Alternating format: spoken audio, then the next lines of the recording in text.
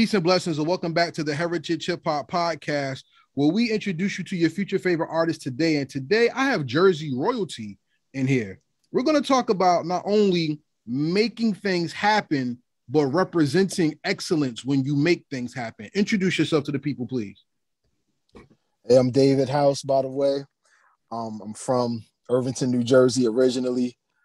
Got my stripes in New York. Got my status in my schooling from California, and and I'm here. But Jersey bred, definitely. Irvington, New Jersey, all day. Shout out to Irvington, but most importantly, shout out to professionalism, because as a professional, I think there's a lot of things the hip hop community can learn, and there's things that we could fine tune to become better representatives of what we are. You see what I'm saying? Absolutely. So let's talk about that. You are one of the powerhouse movers and shakers in the music industry from Interscope Records. Okay. What is that? How did you get there, and why Interscope?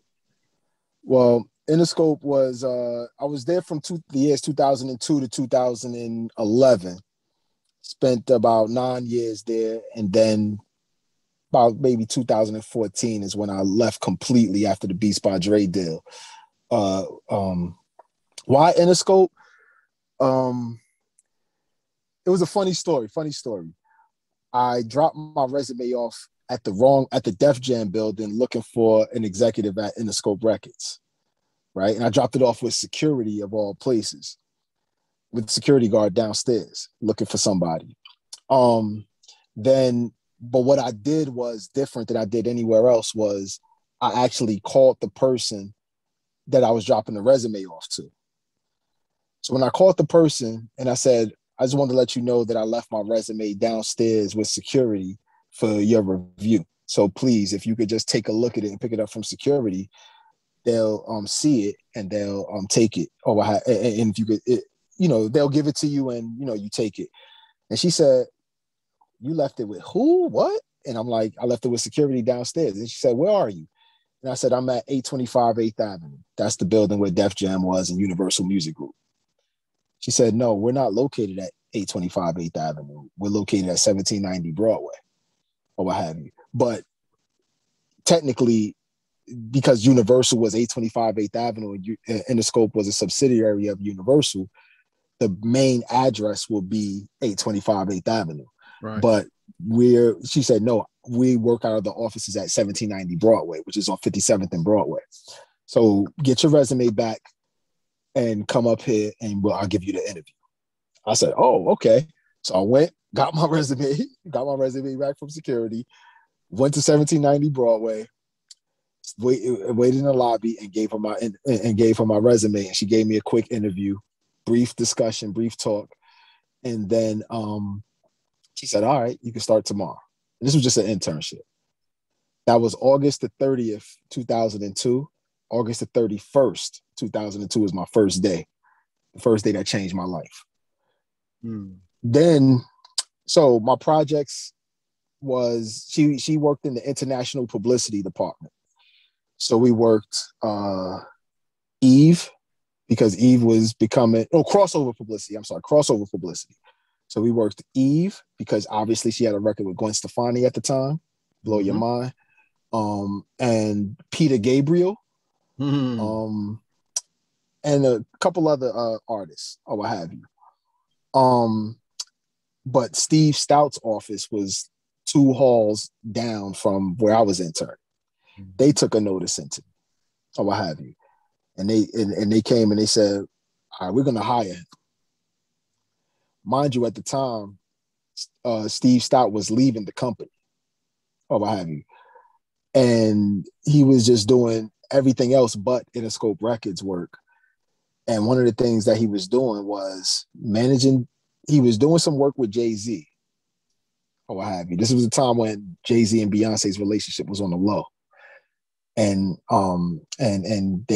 this is around the time when Me and My Girlfriend came out with Jay-Z and Beyonce. And there was a project that he was working with them, and the video for Pharrell, Change Clothes. One of my first assignments was pick up I want you to take a look at these planes and tell me and pick out 3 planes that you like. So I said, all right, cool. So I picked out the 3 planes that I like, and then 2 months later, those planes was in the video for "Excuse me, what's my name?" At the end of the video, you'll see these planes. I was like, yo, those the planes that you asked me to pick out. And he's like, yeah, now you see what we do around here. And I was like, wow. And another project he was working with was with an upstart company called Carol's Daughter.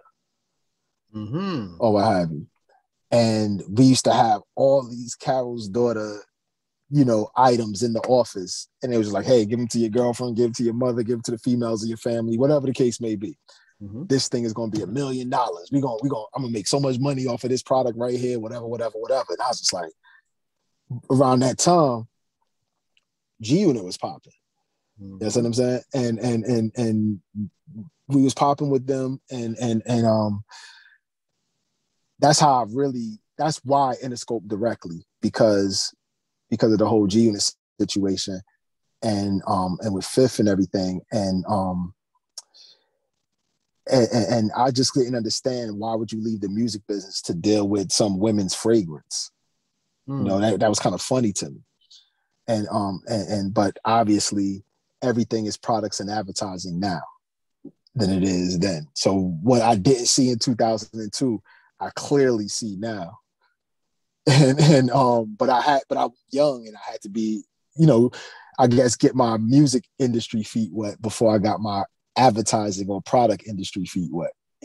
So that's why Interscope Records. And then from there, after Steve Stout left, I got into the promotions department just in time for the Get Rich or Die Trying album. And then from there, just moved up from there. That's an incredible story. The reason why I asked why Interscope is because I know some of your history. Shout out to the Goodfellas. Anybody who hasn't seen Recap with the Goodfellas, go on YouTube right now and check out Recap with the Goodfellas. You see this gentleman and myself in another interview. But Def Jam was always an East Coast phenomenon. So if you got the Def Jam, it was like you was at the cream of the crop. And Interscope on our side of the world was another label, but Interscope is a powerhouse on their side. So by seeing both sides, what did you pick up from both entities that helped build your professionalism into who you are today? Russell Simmons was the great question, but Russell Simmons is the reason why I wanted to do what I do. Once I seen him on the Black Enterprise magazine with a hoodie on and jeans, that's what, from when I was 12 years old, I wanted to do what Russell did with Run DMC, whatever that was. And then seeing him on the Black Enterprise magazine just solidified it. Like, I want to do what he does. I want to travel. I want to be in this rap music game, however that is. I want to make rap music known, or make hip hop known, or make culture known, more or less. And the culture would be obviously hip hop culture, or the space in which hip hop is in, because I always wanted a job that consisted of travel. I always wanted a job that was it consisted of making things happen, and it didn't and something that didn't confine my ideas or stifle my ideas and stuff like that. So that's how that's where I got from the Def Jam space. And Def Jam obviously was the culture. Now, before I became an executive, I was an artist myself. And my first interview was at the very same building, 825 8th Avenue. Not interview, but I was shopping my tape, and I had a meeting at 825 8th Avenue again. And I walked into the office of an executive over at Family Tree Entertainment at the time. And Family Tree was located in the Def Jam building. They had a few offices there. And Family Tree was Blue Williams' label that they used to manage Outkast and all of them, or what have you. So I'm there meeting them, but obviously it's the Def Jam building. So I'm looking at the cubicle, I'm looking at the directory, and they got Leo Cohen's name, Kevin Lyle's name, and these are where their offices is at. And I'm just blown away. And then we go upstairs, and it felt like a college dorm kind of feel to it, because you got people our age at work talking about going to Justin's, and I'm seeing big old posters of Ludacris and DMX, And then the person that was meeting me was saying, yeah, Rough Riders office is down there. Murder Inc. is down there. Here, we're Family Tree. We got these 2 offices right here. And I'm like, okay. Everybody's my age. And then the crazy part was when the dude was rolling weed during the meeting. Mm-hmm. He's rolling weed during the meeting. And but I'm looking behind him. I'm sitting like how I'm sitting now, like he's sitting across from me, and he got the window of Times, and all the lights of Times Square is reflecting off his window. And he's rolling weed at his desk in Times Square in the middle of Manhattan at a record company, having a meeting with me, deciding my fate on whether I'm gonna be a rapper or not. Wow. I was too intrigued. I was like, word, they giving out offices to people my age that could roll weed like how I'm rolling weed on the block. And you're in the elevator doing small talk with girls or colleagues talking about y'all going to Justin's after this. Like this is what like I'm like, nah, bro. I don't even want to be a rapper no more. That was my last day as a rapper. Wow. I was like, I want an office like him. And that's what kind of led me to Interscope. I just want an office like him. And that's what led me to wanting to be an executive in the building. You know what's funny? Everybody wants to be the rapper because they're intrigued by the change, the girls, or the glitz and glamour that comes with being known. I call it identity complex, that people need to be something or someone because they feel like they aren't somebody or something yet. You see what I'm saying? And I'm going to be bluntly honest. You are more my hero than any rapper I've ever met. No, really. And it's not to be flattering, and I ain't like riding or nothing. It's just that as a young man, I always wanted to be Ralph McDaniels. He's the god of hip hop to me.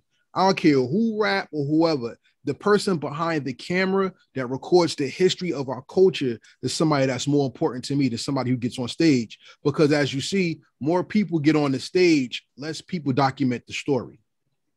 You see what I'm saying? And when I hear stories of you and like, who's my man that rolls with Busta Rhymes, Joe? I forgot his name. It's big dude. He do interviews. I forgot.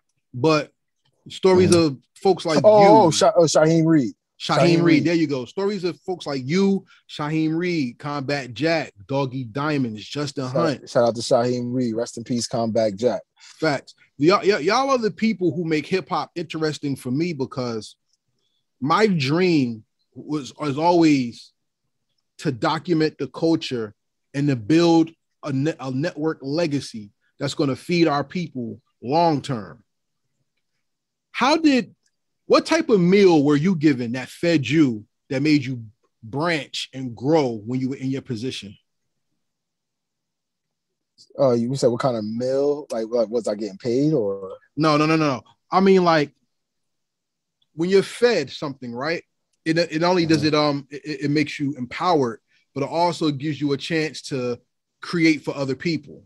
Right. That's what I mean. I guess for me, it was I was living a dream, literally in it. And my thing, half of it was me living in it, and then the other half is Interscope Records' acceptance of me, or the people at Interscope Records and their acceptance of me at the same time supporting me. Because again, remember my journey at Interscope was I'm walking in, I dropped my resume off to the wrong place. The executive said, come get your interview. Get your interview. Hey, start tomorrow. Okay. I start and I keep starting and I keep going. And then Steve Stout's office comes and says, no, well, we like this kid. You're hired. Now you were paying you and we're going to give you all this access to pretty much the world in the record company and all this exclusive information, all the things that seem so cliche now. I mean, Nas is walking behind me and Jay-Z just got off the phone. Ether just came out. You know what I'm saying? I'm like, yo, like, this is crazy what I'm seeing right here. You know? So when I see that Nas Webster Hall that day, like I remember, and also seeing things that, seeing the impossible happen. Because if you ever see Nas, Google Nas Webster Hall, right? And his whole performance. That whole performance was one of the first projects that I worked on, like with Steve Stout, like as an assistant, you know? And and Ludacris, they couldn't find Ludacris to get him to New York, that day. Literally, they got him off the runway and got him to New York in time to do his verse. That's so the Made You Look video, right?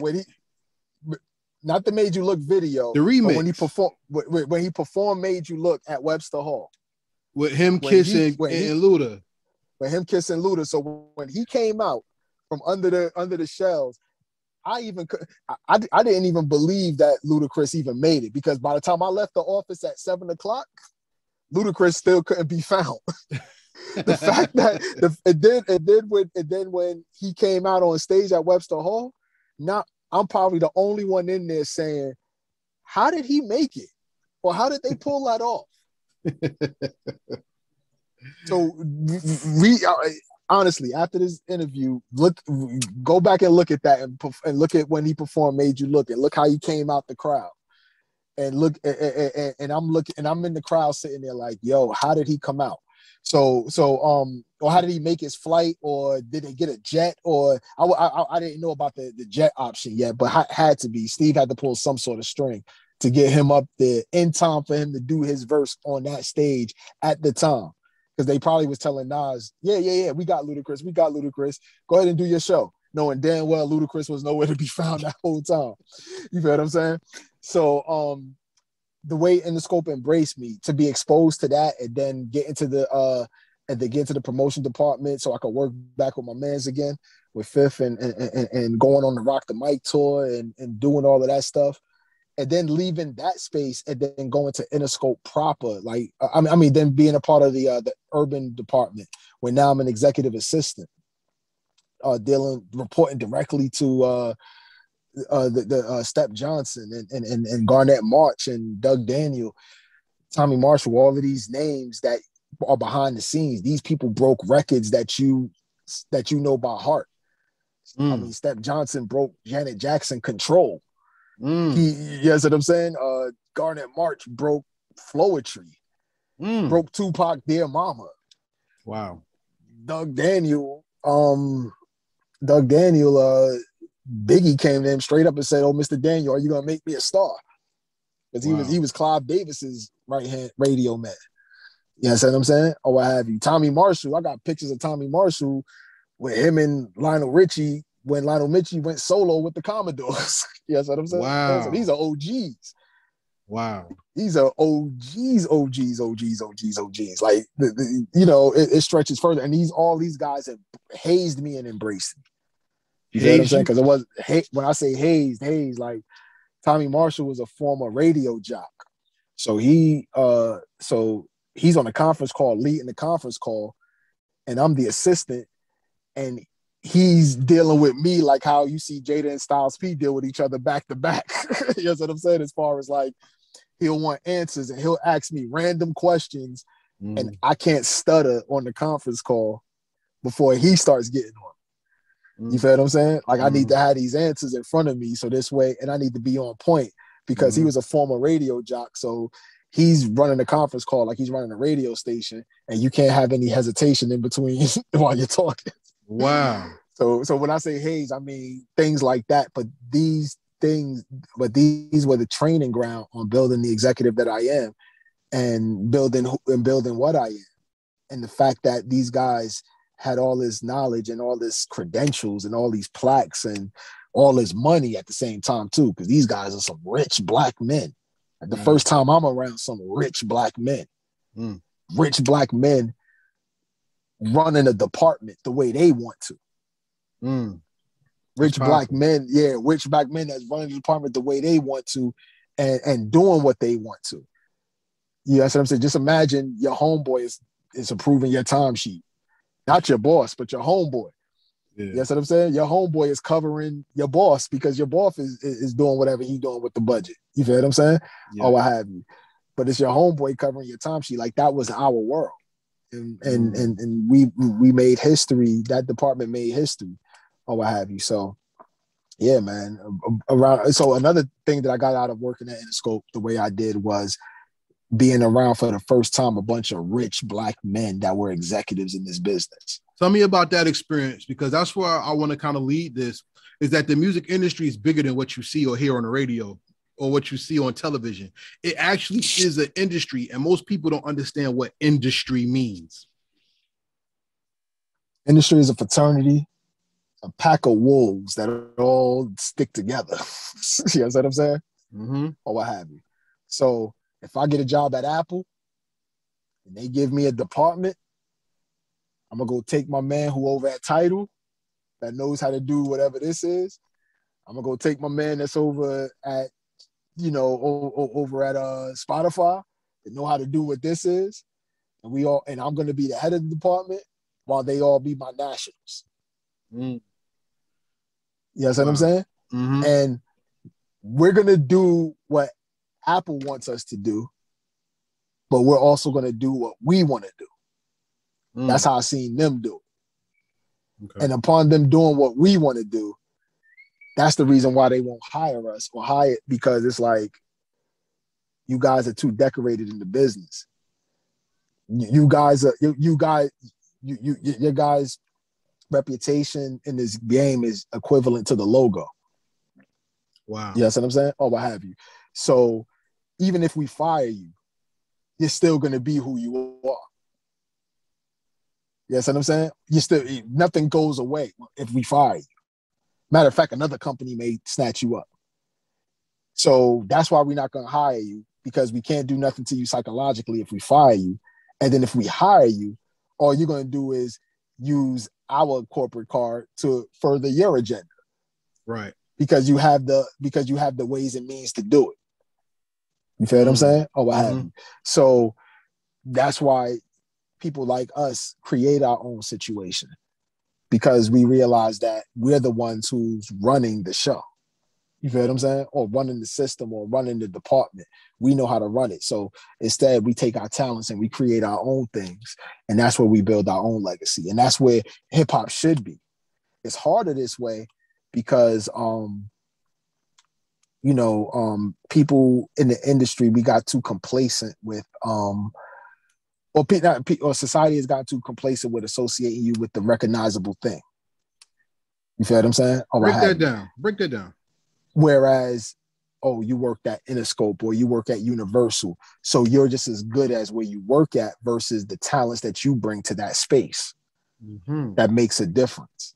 You feel what I'm saying? So you don't want to sit here and be someone who just works at a Universal and then that's all you could ever be, because what they'll do is that if you ever get fired or if they have budget cuts, then and you were cut from the budget, then people would make you equivalent to they say, well, there's nothing you could do for me now that you're gone from Universal. Nah, I was the creative force behind what that logo brought.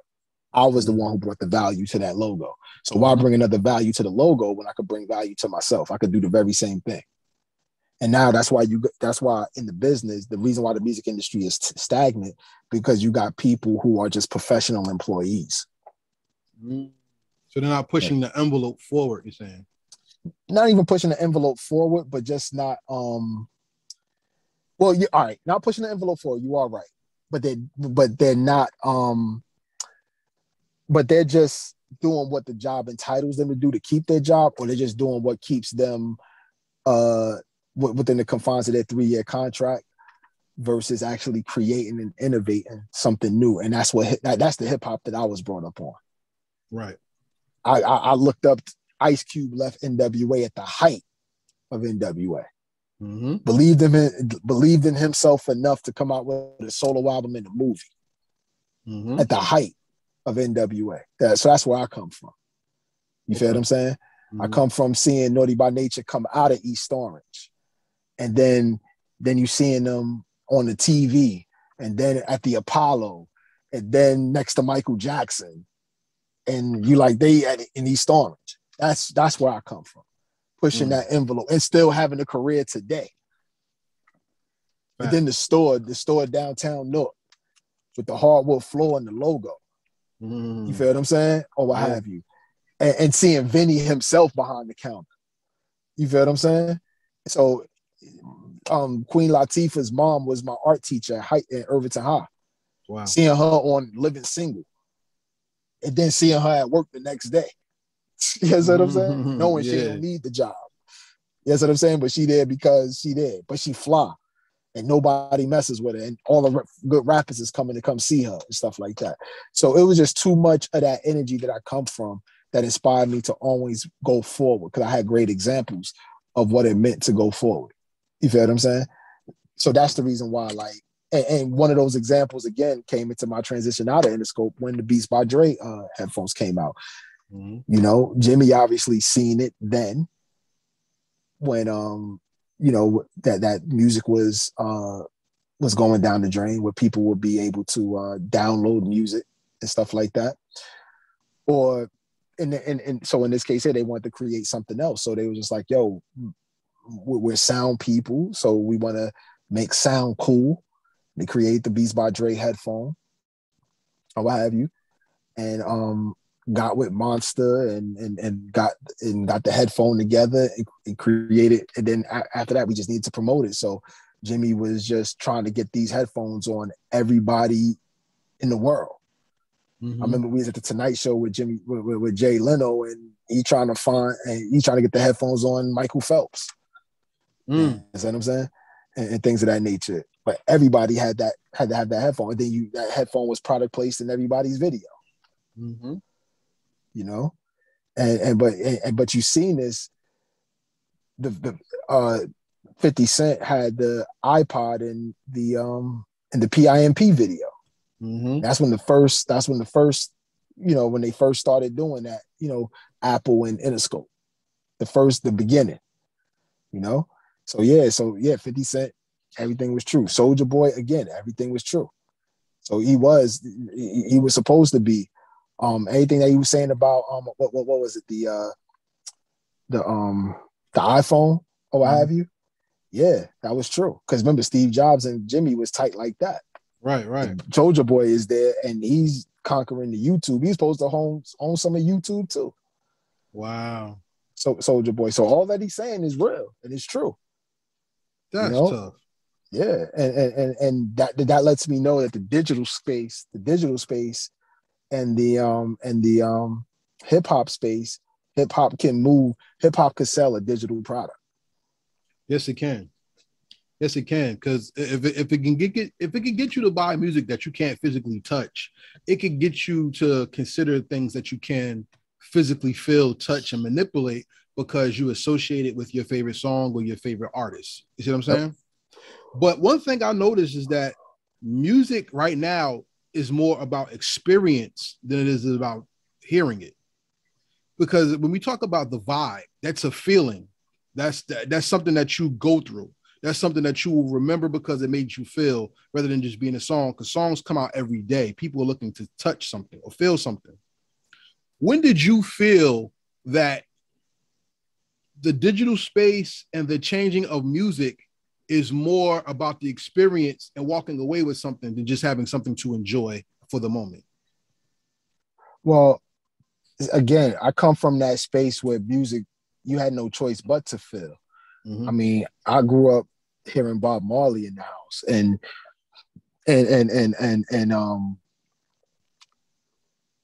his voice being the soundtrack of just being around my family.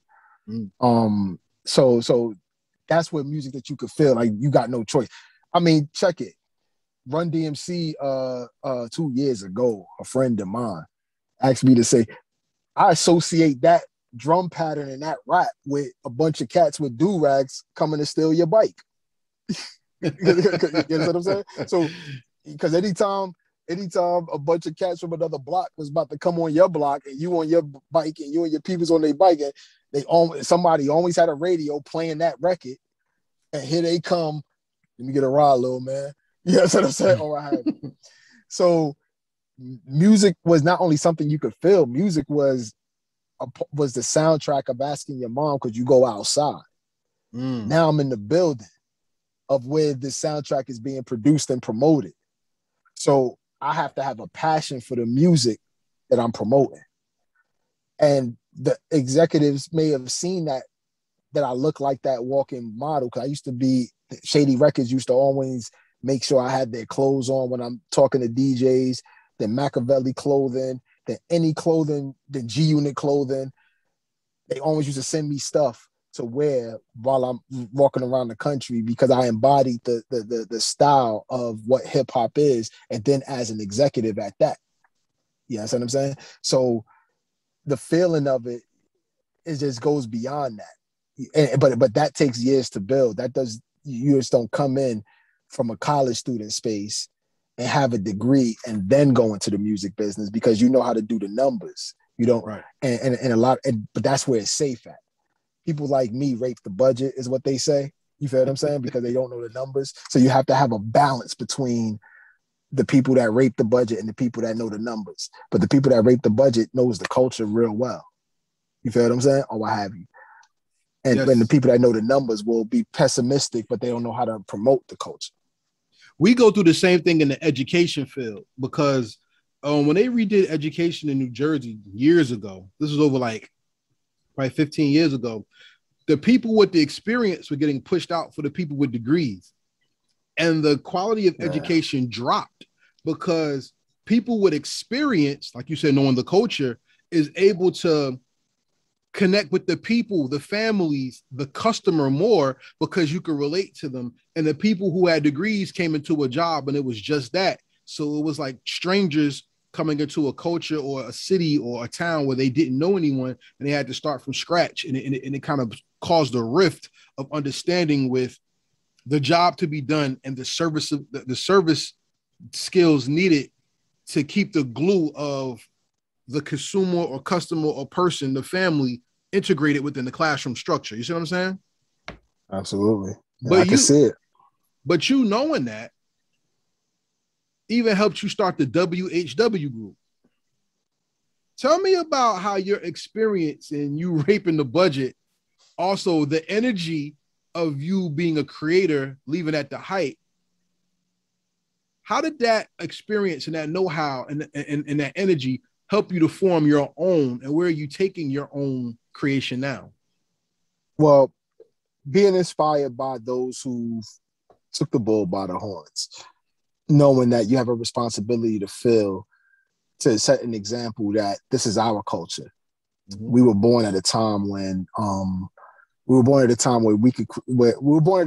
culture was formed, and we could create billionaires and legacy wealth, generational wealth or dynastic wealth with this hip hop culture, because hip hop culture is what balances the entire world. Facts. You feel what I'm saying? It transcends through sports, religion, all of that. Hip hop culture. Where I'm taking it now is taking music and brands and tech and going directly to the audience that they all share and pushing culture forward that way.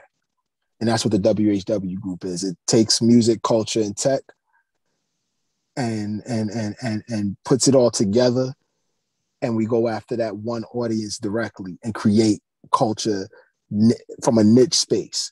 So this way, if I have a project and they doing all this rapping and they do aggressive rap, I'm not going to throw a Hail Mary hoping that somebody on my team catch it at the end zone, AKA release music to Rihanna's fan base or Kanye's fan base. Right. I'm going to take the aggressive rap and go straight to the gyms and straight to the video games. Exactly. And make sure that, because aggressive rap, so if you want to talk that shoot 'em up, bang, bang music, okay, fine, shoot 'em up, bang, bang. What video games are coming out now that got the shoot 'em up, bang, bang stuff? Mm-hmm. There it is. Oh, you doing aggressive music? You could do this, that MOP kind of flow? Okay, cool. What LA Fitness talking about? What Life Fitness is talking about as far as the equipment that they make? Mm-hmm. What Peloton is talking about? Let me license and record the Peloton or something like that. So these are the things that I want to niche base. You know what I mean? And all the facts are proven. Tech, music. Tech is where the money is liquid. Music is the culture. brands is what's in the stores, the tangible. You feel what I'm saying? Or what have you. Something that I could touch. You know what I'm saying? So, and it's happening now, man. You look at the commercials. Hip hop is the flavor in your ear, and this is how we do it for Jackson Hewitt commercial, or flavor in the air for the Ford commercial, or even Das Effects for a Ford commercial. You feel what I'm saying? You know, or you know, so it's a lot of so it's a lot of ways to do this. It just takes time, it takes concentration, it takes energy, it takes a lot of anal retentiveness, but we can get it done. You feel what I'm saying? Or what have you. And it takes a lot of instead of raping the budget, we maximize the budget. You feel what I'm saying? Or what have you. And exhaust all our resources first before we go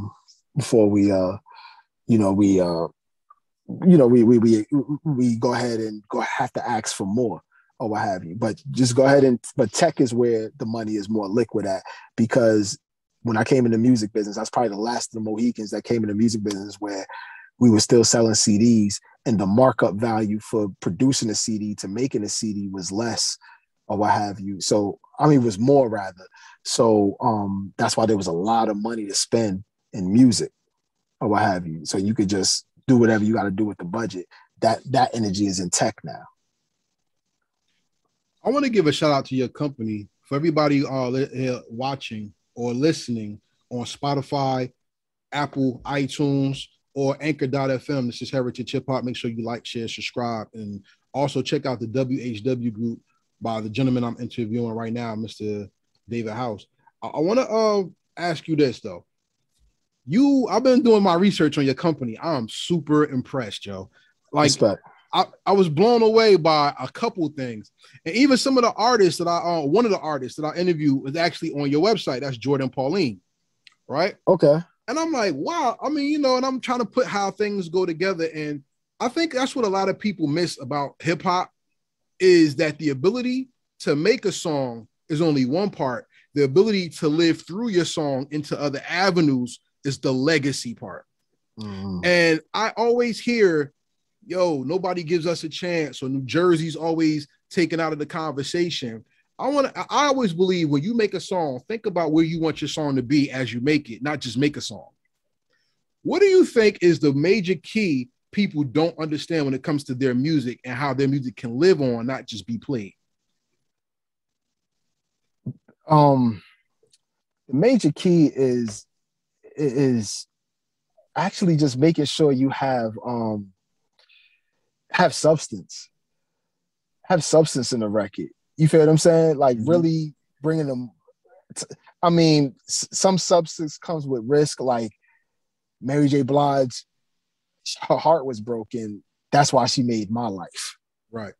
Obviously, you wish Mary don't go through that, but damn it, please give me a My Life record. You know what I'm saying? You know, so have substance, man. Like one thing Steve Stout used to say in one of his speeches is take no lines off. Make sure every bar means something. Don't just rhyme for the sake of rapping, just for the sake of saying that you can make this word rap with the next word. Actually make that word mean. Make everything that you say mean something. So make everything you do mean something. Make whatever project you're working on today, make sure that you can be proud of it 5 years from now. Yes, you know what I'm saying? And if you could, you should be able to know right off rip if you would be proud of it 5 years from now. And that should be the decision the decision, the final factor of whether you should take on a project or not. You know, will it make sense to be 5 years from now? And some things that I could say that I've worked on 5 years from now, I wish I hadn't touched. Some things I say that, wow, I did that. You feel what I'm saying? There was this one time where I worked with an artist, and then the artist gave a shirt to some of the staff members at the G Unit office. And then I came back again with the partner, but with a different artist that he brought to me. And he had, and one of the G Unit staff members had the shirt on for the artist that we had brought 3 or 4 years ago. You know what I'm saying? And the dude was like, hold up, he's wearing the shirt that we had 4 years ago when we came. He's wearing the same shirt. And that's the part you can't pay for. because I can't tell you, yeah, we're going to do this interview and this, that. But then 5 years down the line, somebody says to you, you know what, I heard that house interview on Heritage Hip Hop and it inspired me. And now I'm an executive at Google. You know what I'm saying? Yes. You can't come to me today and say, this is who my audience is. And I guarantee you that somebody's going to hear your interview and they're going to end up being an executive at Google or an executive at Alphabet or iTunes or whatever the case may be. You can't guarantee that to me today. You feel what I'm saying? But you could say that, hey man, 5 years from now, the only thing that I could 5 years from now, it made sense for me to interview House because everything that, you know, maybe whatever questions I'm asking them or his answers that he's given is still relevant 5 years from, 5 years from now still. You feel what I'm saying? So that's how I would look at that kind of situation. Make sure you have substance, man. Make sure whatever you're proud of today, something could last a lifetime or has the potential to last a lifetime. Well, it seems like it's getting dark on your side of the world, and I want to keep going, I respect your time. So I thank you once again for coming on Heritage Hip Hop. So can you please give your social media or your company's information out so people could look you up and see what you're talking about, what you have to offer? All right, cool. My company is the WHW Group. You know, we bring together brands, tech, and music and push culture forward or what have you. Couple of projects that I have going on right now for you to look out for. I've merged with RMG Sony. We have an AZ project that just released the album AZ featuring Jaheim called The Will. Nice. I also co-manage the official DJ for the Tampa Bay Buccaneers. So look out for my DJ and watch those Tampa Bay Buccaneers games. They playing the Tennessee Titans this Saturday or what have you. Studio series that's live on Twitch. Just did a partnership with Vivo or what have you. This is my first announcement with that. Just did a partnership with Vivo. Studio series that live on Twitch or what have you. Also we have the Little League Baseball World Series. You know, we're looking to we're in some talks right now with Major League Baseball to bring some lifestyle to Williamsport, Pennsylvania with the Little League World Series and things of that nature. What else did I have, man? Oh, so much. Healing is Gangster, which is a project with Dame Dash Studios or what have you. We have a project with Muta Bill, who's another Jersey representative or what have you, Irvington, New Jersey, to be exact. We did a crazy interview with him, 60-minute style. So it's the first way where Zoom meets 60 minutes or what have you. Where we got him talking about promoting his book, which is out in stores now, called Life is Raw, Story of a Reformed Outlaw. Spilt Milk Radio, which is a digital radio station, digital broadcast for women who are pregnant and expecting women and new women. So we have a urban AC format or what have you, and we talk about disparages in the medical field when women are having babies and breastfeeding and stuff like that. So I just promote that and stuff like that. So it's a lot of projects that we have or what have you that at the WHW Group that you may not see me or see the logo, but you'll see just like you saw Carol's Daughter and how I have the story, the inside story of it, but you never saw Steve Stout or what have you, but you know Carol's Daughter. And to this day, that's my measuring stick. How this was an unknown brand that nobody knows. But now if you ask a girl, do you know Carol's Daughter? You almost insulting her intelligence, you know? So, and then just even yesterday, I was in Target in the hair section and I saw Carol's Daughter there. And I'm like, wow, would you look at this? You know what I'm saying? So that's where it is. When you see your work in the stores and you run into your work by accident, that's the thing. Run into your positive results by accident. I get that feeling every time I walk into a mall and hear one of my records played in the store, in a Lady Foot Locker or something like that, you know? So, or if I hear one of my records on a radio station that I've ever worked while I was at Interscope Records and stuff like that. or hear one of my records in the stadium. Run into your work, run into your results by accident. You know, and that's the real success. That's the real substance. That's inspirational. I'm gonna have to put that on my wall because that was dope. But he's talking like the interview's over. We're not done yet. So with that being said, that's the end of the first part of the interview. Now we're going to go into the rapid fire questions, which are not yes, no questions. These are questions dedicated to what you do, who you are, and your knowledge of hip hop culture. You ready to go? Yeah, I'm ready.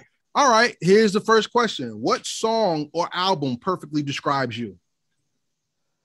Ooh. It'll be albums. I have to put an S at the end of that one. It'll be Capleton, More Fire. Ooh, okay. Nas, Illmatic. Mm-hmm.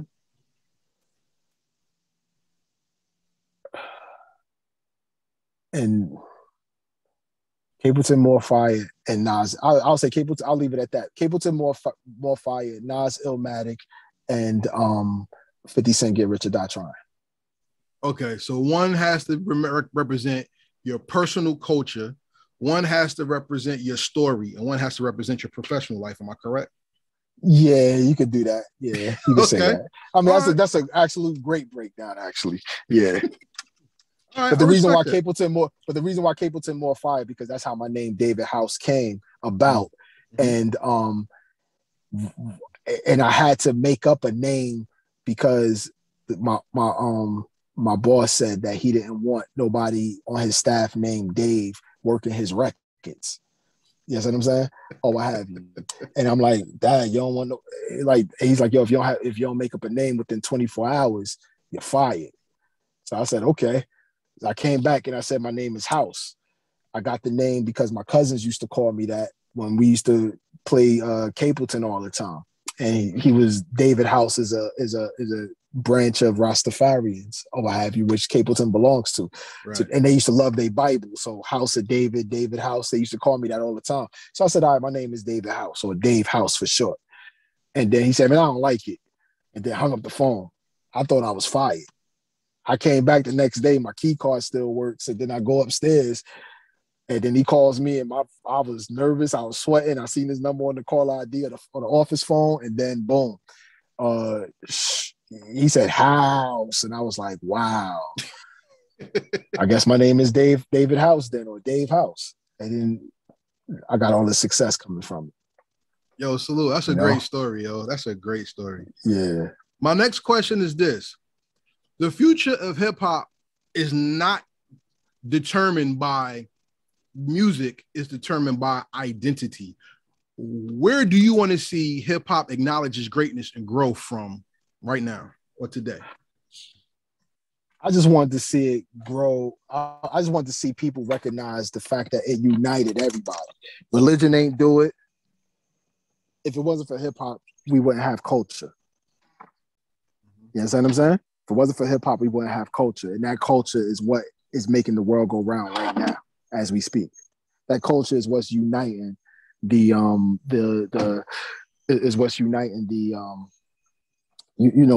people, uniting the young people. And it's the driving vehicle around why these apps, these social apps are successful. Okay. You know what I'm saying? Hip hop. So that's the reason why yeah. Go ahead. No, I'm good. I got 4 questions and then we're gonna fade off. All right. You were an artist. So my question as the artist side of you is this: what's the perfect hip hop beat? Meaning if that person never came out with that song, it would have been your first single. Perfect hip hop beat.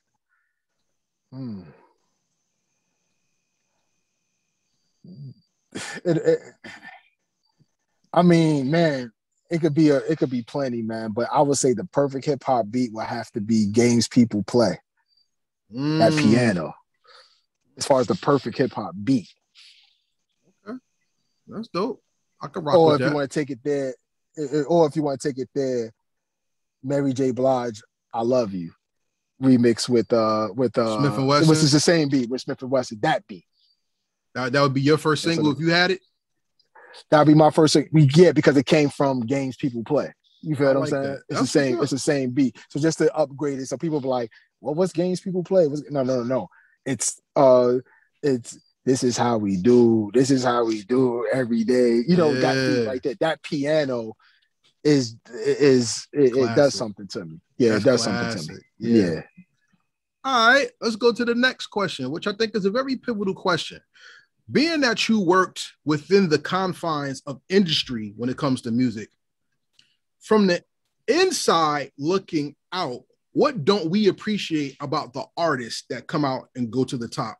Like, what was it about? You said you worked with 50 Cent and Interscope Records and everything, right?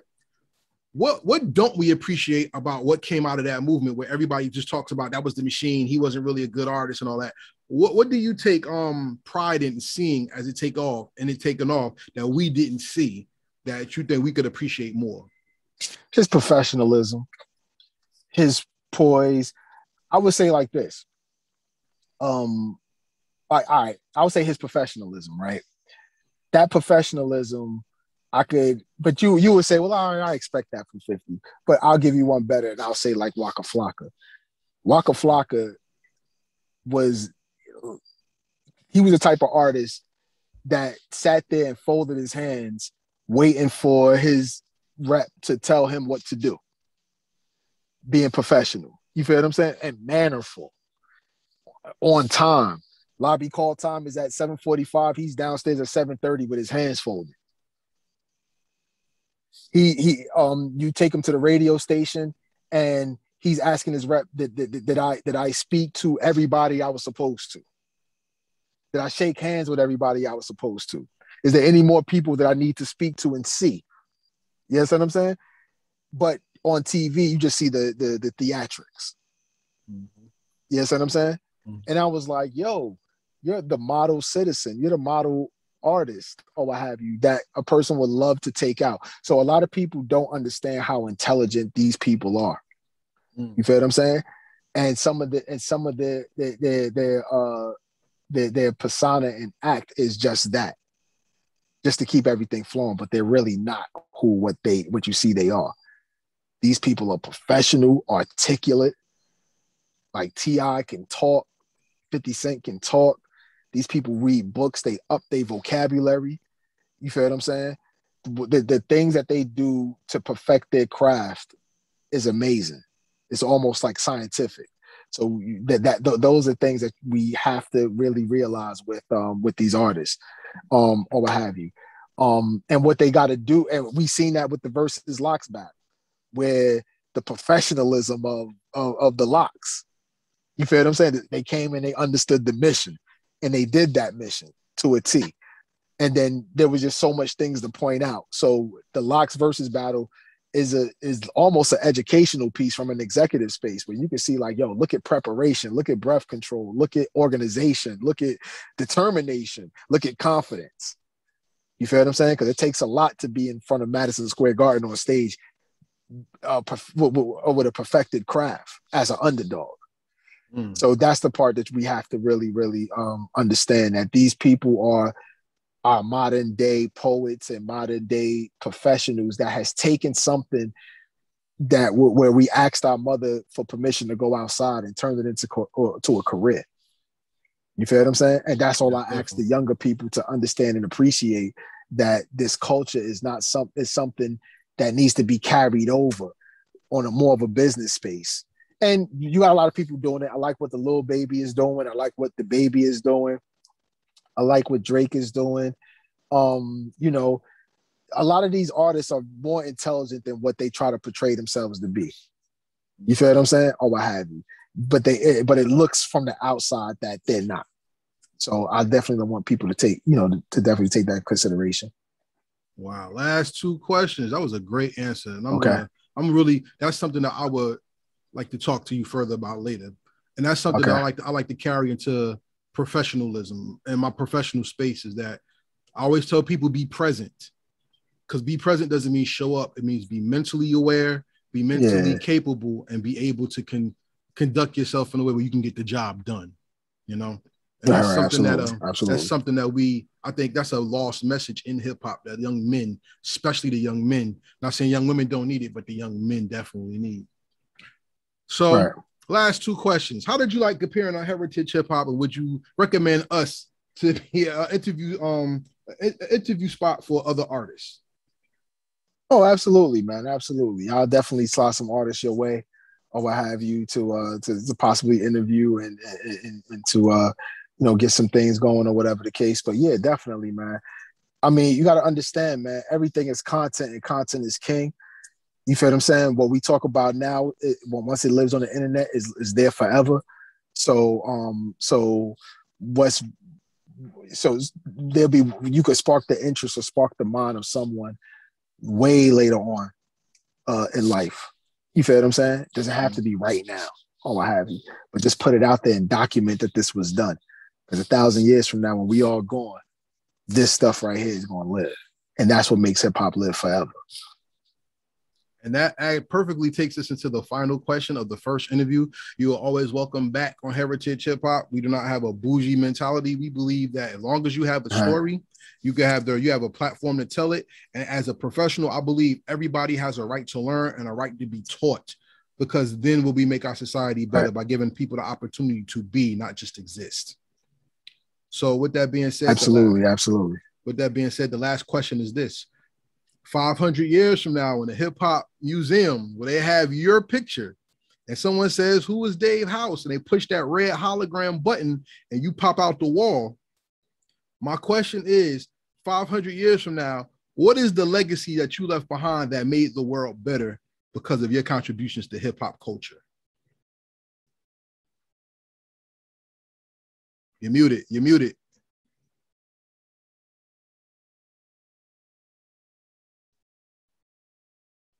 That I united the Americans and the Caribbeans, and I made everybody understand each other. I made everybody live together and respect each other's culture, and I ain't let the culture get lost. Yeah, that's what I'm saying, or what have you. Because I'm living at a time where Jamaicans and Guyanese and Trinidadians and Haitians and Americans and Dominicans, everybody's all as one, and we all Caribbean culture is Black American culture, and we was able to convert Black history just away from the space of what we were taught, but just to understand and add in the Caribbean history into the Black history space or what have you, and created a whole new design in the census where you got Caribbean American as well too. You know what I mean? My son is first generation born, the first with my last name born in the United States of America. That needs to be documented. You feel what I'm saying? Or what have you. So the story starts with him. My story starts with him. My story don't even start with me. My story starts with him. And the legacy leads, with him, with him out there. So that's where it's at. That's why wealth is a must. Because because they have to, because the story has to be worth it now. Now, since the story starts with him, now the story has to be worth it. Why is it important that we know who my son is, him being the first with my last name, born in America? You feel what I'm saying? And that's where the wealth come in. So this way it's worth it to see that, all right, cool. Oh, well, he the one that inherited the wealth from his father that was the immigrant that came with his mother from the West Indies by way of London. And that's how it all ends. All right? So everybody out there, remember, your wealth is not only the dollars that's in your pocket, your wealth is your story. And as long as somebody wants to hear your story, you have the ability not only to gain a listener, but you also have the ability to gain acceptance in the story of somebody's development as well. The Most High said he never made us to hide our potential. He made us to be at the top of the mountain so everybody could see his glory, not hidden in the bushes where people may miss walking by. With that being said, this is Corell Hip Hop with Dave House of the WHW Group. Make sure you check them out and support his movement. With that being said, we say peace and we out.